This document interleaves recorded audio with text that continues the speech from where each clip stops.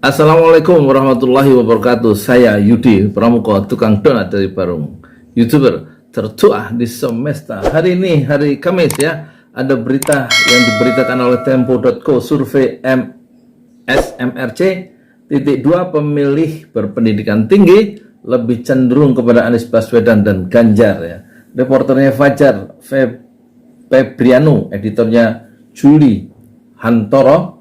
Ini beritanya hari Kamis ya, 27 Oktober 2022 jam 14.25 WIB, Jakarta. Jadi Saiful Mujani, pakar politik yang pendiri Saiful Mujani Research and Consulting atau SMRC. Jadi dia pakai ini personal branding ya, pakai nama sendiri untuk lembaga riset dan consulting tentang politik ini ya. Menyampaikan hasil survei ya secara daring terhadap 3 kandidat kuat ya, yaitu Capres 2024, yaitu siapa? Gubernur Anies Baswedan. Itu hasilnya cenderung dipilih oleh pemilih yang memiliki latar belakang pendidikan tinggi. Jadi Gubernur Anies Baswedan, mantan gubernur, dan juga Gubernur Ganjar Pranowo.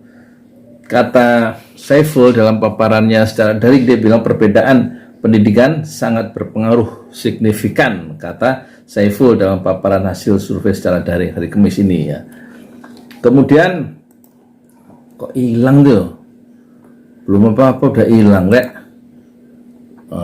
Kemudian ini adalah survei yang dilakukan Saiful Mujani Research and Consulting dalam 2 tahun terakhir ya, 2021 sampai 2012 dan melibatkan 8.000 lebih responden.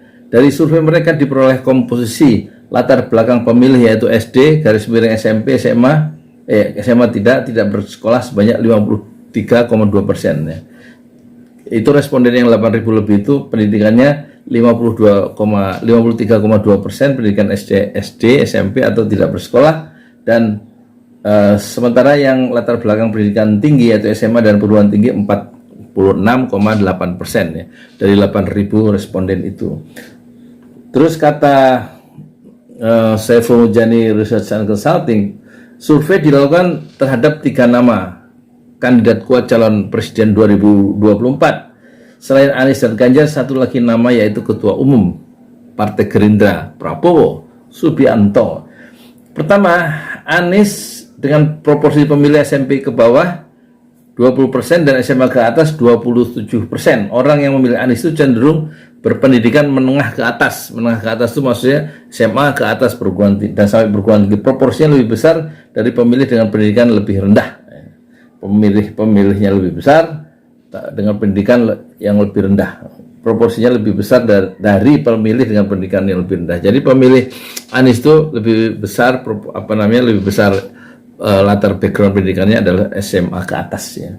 Saiful menyebut latar belakang Anies sebagai akademisi juga jadi salah satu faktor. Selain itu Anies juga relatif baru di dunia politik, sehingga Saiful menilai orang yang pertama kali mengenal Anies adalah kelompok berpendidikan tinggi. Itu menurut pandangan dari SMRC.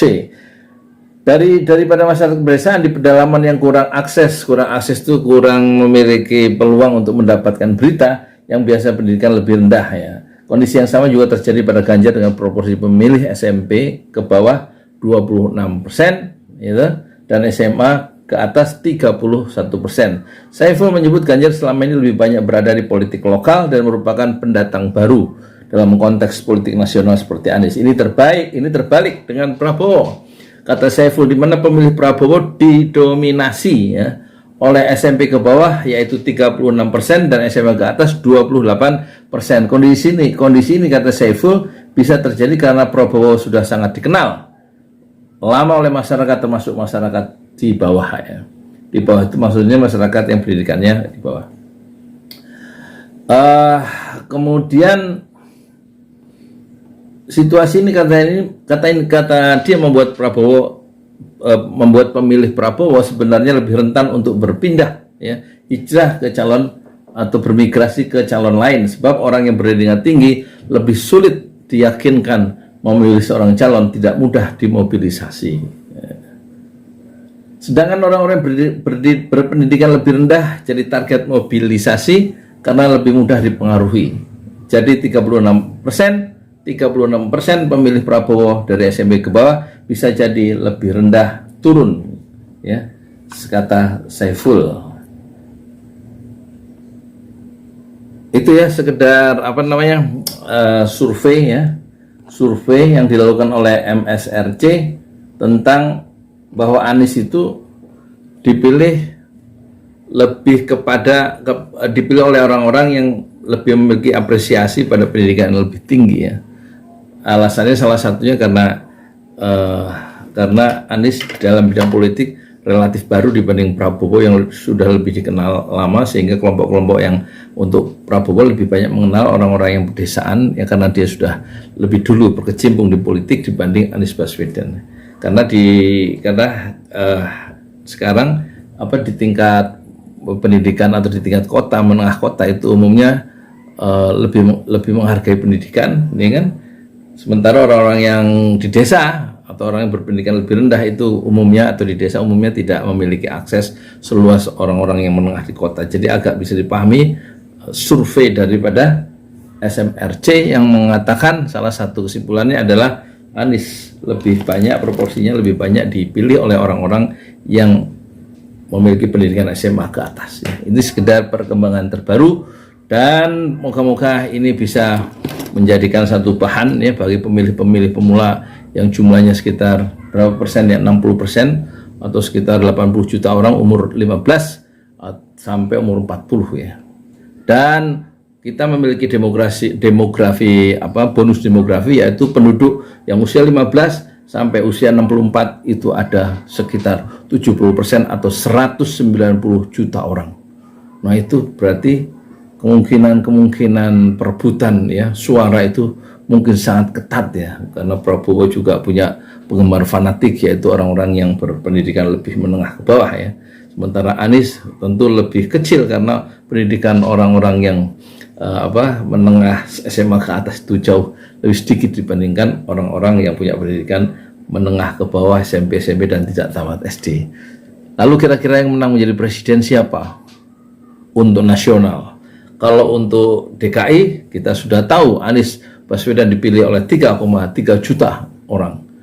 Kenapa dia bisa menang? Salah satu faktornya orang-orang yang berpendidikan tinggi banyak di Jakarta, di samping orang-orang yang berpendidikan SMA ke bawah juga lebih banyak, tetapi di Jakarta akses jalan untuk mengenal seorang Anies itu lebih mudah, karena juga lokalitas wilayah DKI yang lebih sempit dibanding bentangan geografis Indonesia yang memiliki waktu Indonesia Barat, Tengah, dan Timur.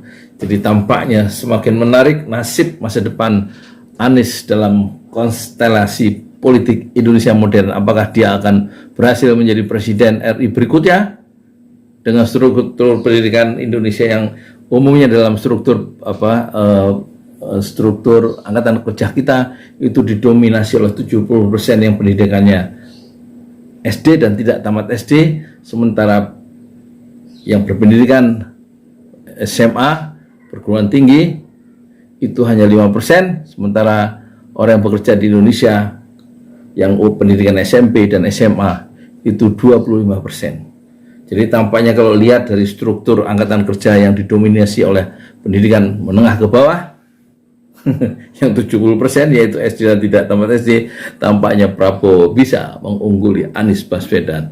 Tetapi mungkinkah Prabowo menjadi presiden Indonesia masa depan? Kita tidak tahu, wallahu a'lam bishawab. Saya hanya bicara semampu yang bisa saya utarakan, terserah Anda mau menyimpulkan seperti apa. Saya Yudi Pramuko, tukang donat dari para YouTuber tertua di semesta Fasdur Sober Jamila. Bersabarlah dengan kesabaran yang indah. Ya, aku yang milih Anies, lalu pemilih yang lain. Anies lalu sih milih Ganjar barang, milih Prabowo barang, pilih Anies lah, moga-moga lebih baik Indonesia ya.